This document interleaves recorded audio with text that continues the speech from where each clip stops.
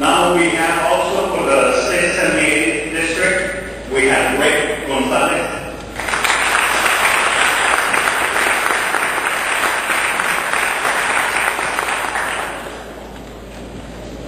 How are you? Hey. Good evening. It's so great to be here among so many family and friends, to be here at Raleigh, California, my hometown, the place where I was born and raised, the place where I grew up.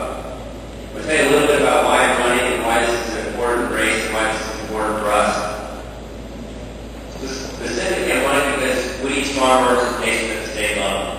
It's been too long since we've had a representative from the Imperial Valley represent us at the state level.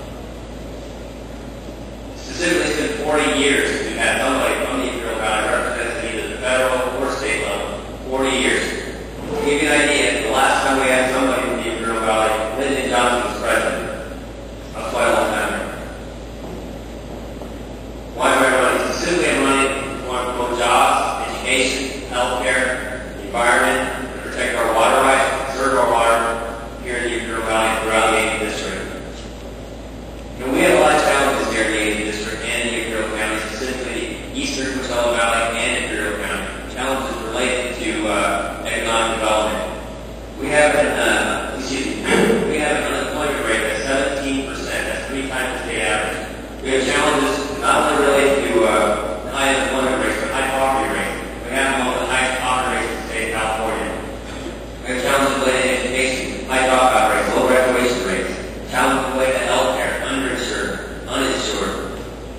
Challenges related to environment. We all those challenges related to solvency and the New River. Last but not least, challenges related to protection of our water rights. They're also under attack, particularly here in the Imperial Valley.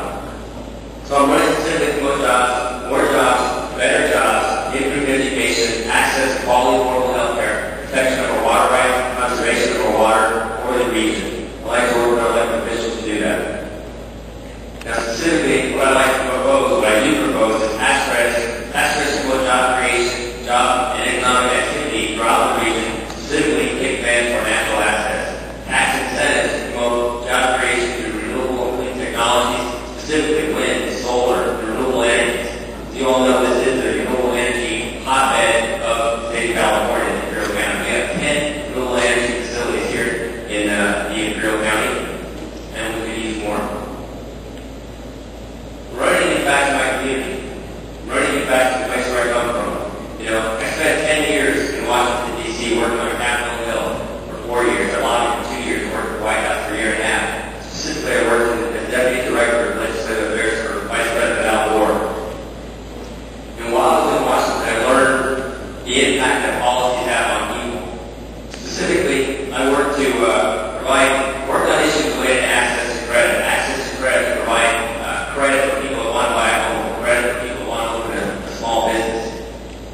So I understand the importance of policy, how policy is made, why it's important.